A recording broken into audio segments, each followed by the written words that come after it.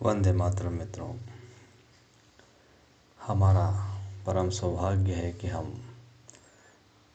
ऐसे आर्यव्रत भारतवर्ष सनातन धर्मी देश में पैदा हुए हैं।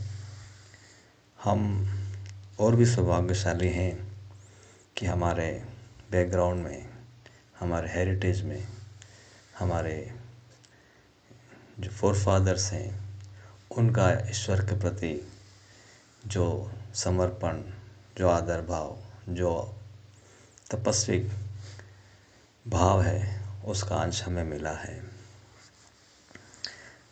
जब हम हमारे जीवन में आगे चलते हैं और जब हम ढूंढने की कोशिश करते हैं आदर्श कि हमें किन की जैसे बनना है, कौन लोग हैं जो हमें हमारी दिशा में और आगे तीव्र गति से बढ़ा सकते हैं, तब हम मित्रों देखते हैं कि आप खुद भी ऑब्ज़र्व करें कि भगवान श्री कृष्ण के जीवन में जितने लोग उनके आसपास थे, मानवीय मनुष्य, वो सब उनके प्रति किस भाव से, किस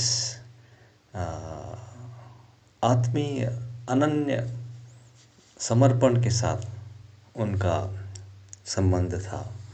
चाहे वो कुंती का लीजिए, अर्जुन का लीजिए, चाहे वो उनके मित्रों का लीजिए, जो भी लोग उनसे जुड़े हैं वो उनके प्रति किस भाव से जुड़े हैं, और उस भाव की वजह से श्री कृष्ण उनके लिए हमेशा तत्पर रहते हैं। हमेशा पूरे जीवन उनका सहयोग करते रहे, उनको आगे बढ़ाते रहे, उनके कार्य में मदद करते रहे। और ईश्वर हमारे साथ हैं, हमारे बीच हैं, और हम उनसे किस तरह से व्यवहार करते हैं, कैसे एक्सपेक्ट करते हैं, क्या हम वास्तव में उनके साथ क्या करते हैं, वो इम्पोर्टेंट है। एक बार महाभारत जस्ट संपन्न हुआ है, दुर्योधन मृत्युशैया पे है, उसकी जंघाएं टूट चुकी है और वो करा रहा है और अंतिम समय है। उस समय अश्वत्थामा पहुंचते हैं और दुर्योधन उनको देखता है कि गुरुपुत्र द्रोणाचार्य आए हैं, प्रणाम करता है। प्रणाम गुरुवर, आप हमारी हार हुई, इतनी बड़ी सेना, इतने बड़े लोग, इतने ऐसे ऐसे योद्धा हमारे साथ थे, फिर भी हम हार गए।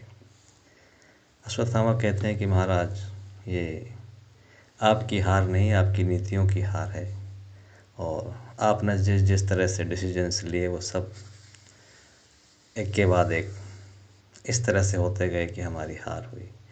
अभी भी कुछ नहीं बिगड़ा है, आप मुझे सेनापति बना दीजिए और मैं अभी भी युद्ध को बदल सकता हूँ। बोले अब तो क्या, ना सेना है, ना कोई सैनिक है, ना।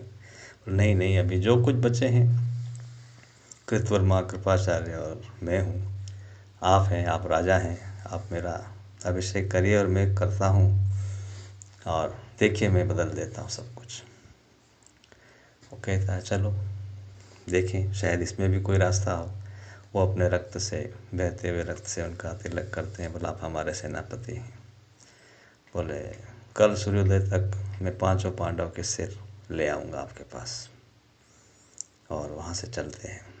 वो पांडवों के शिविर में जाता है और देखता है कि 5 व्यक्ति सोए हुए हैं, और वो रात के समय में पहुंचता है।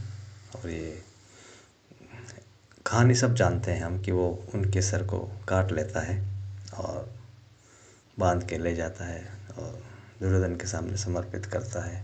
वो 5 पांडव नहीं होते हैं, उनके पुत्र होते हैं। और पांडव कहीं बाहर रहते हैं, वो वहाँ कोई शिविर में रहता नहीं। वो दुर्योधन देख के समझ जाते हैं कि अरे आपने ये क्या किया, ये तो आपने पांडवों के पुत्रों को लिया है।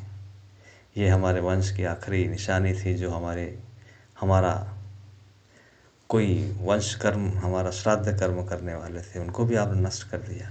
देखिए आप अधर्मी है, पूर्ण रूप से भगवत विरुद्ध है। संस्कार कैसे हैं कि हमारा ये संस्कार, हमारा पितृ का काम ये करते, हमारी मुक्ति होती, उनको भी आपने नष्ट कर दिया। चाहे जो भी हो, हमारी संस्कृति, हमारा धर्म, हमारी जो हेरिटेज है उसको किस तरह से जीना है मित्रों। ठीक है, उसके बाद जब द्रौपदी, कृष्ण और सब, कृष्ण उस समय वहीं होते हैं, वो सब आते हैं और देखते हैं कि बच्चों का सिर काट दिया गया है, उनका धड़ पड़ा है। द्रौपदी और कोलाहल मच जाता है, खूब रुदन होता है। अर्जुन प्रतिज्ञा करता है कि द्रौपदी में जिसने भी ये कृत्य किया है मैं सामने लाता हूँ आपके, और आपकी जो आपकी इच्छा है आप उनको दंड दीजिएगा। वो संकल्प करके निकलते हैं और अश्वत्थामा को पकड़ के बांध के रथ में पटक के लाते हैं और फिर सामने पटक देते हैं कि ये लो द्रौपदी। जैसे ही द्रौपदी उनको देखती है, उसका रुदन बंद हो जाता है, एकदम शांत हो जाती है, प्रणाम करती है, गुरुवर आपको बांध दिया। अर्जुन को डांट लगाती है कि आपको शर्म नहीं आई, ये द्रोणाचार्य आपके गुरु के पुत्र हैं, स्वयं गुरु हैं, ये ब्राह्मण हैं, इनको आप इस तरह से बांध के लाए हैं, आपके हाथ कांपे नहीं? आपने क्या किया है, छोड़िए इनको। बोलते इनने आपके बच्चों का वध किया है। कुछ भी हो, ये आपके गुरु हैं, आपके गुरु के पुत्र हैं, जिनके चरणों में आपने ज्ञान प्राप्त किया है, वेद अध्ययन किया है, शस्त्र शास्त्र सीखा है, आपका जीवन बना है, वासुदेव इनकी वजह से मिले। ये धर्मनिष्ठा है मित्रों। जीवन में जो भी अवस्था हो, हमारे प्रारब्ध को, हमारे संस्कारों को, हमारी चीज़ों को किस तरह से स्वीकार करना। भगवान आपके साथ हैं, कृष्ण वहाँ खड़े हैं, उसके 5 पुत्रों की लाश पड़ी है उसके सामने, फिर भी धर्म के प्रति कैसे निष्ठा।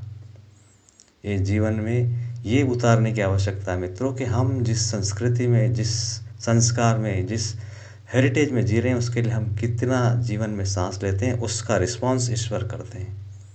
कृष्ण इसलिए उनके साथ थे कि उनकी निष्ठा किस तरह से एक तरफा, कि जीवन में कुछ भी हो, हमारा प्रारब्ध, हमारा ईश्वर, हमारे सब हमारे साथ हैं और कोई भी चीज़ गलत नहीं है। कृष्ण ने उस समय द्रौपदी ने कृष्ण से कुछ भी नहीं कहा कि आप भगवान हैं, ईश्वर हैं और मेरे बच्चों की हत्या हो गई, आप देख रहे हैं। हम और आप हों तो बोले चलो आप यहाँ से जाइए, क्या आवश्यकता है आपकी, हमको इतना कष्ट होना है तो। देखिए मित्रों, इसलिए कृष्ण उनके साथ, क्योंकि उन्होंने कोई भी शिकायत नहीं की क्या हुआ, क्यों हुआ, कैसे हुआ। और उस समय धर्म के प्रति कि आप अपने धर्म का निर्वाह करिए और इनको मुक्त कीजिए। इस तरह की हजारों चीज़ें हैं मित्रों, जिसकी गहराई में हमको जाना है, हमको उस समर्पण, उस भाव से रखना है, तब ईश्वर हमारी तरफ हजारों कदमों के वेग से दौड़ के आते हैं। तो कृष्ण उनके सब कुछ छोड़ के उनके लिए आ रहे हैं, सारा संसार का सुख, सब कुछ, उनको कोई कष्ट नहीं हो रहा है।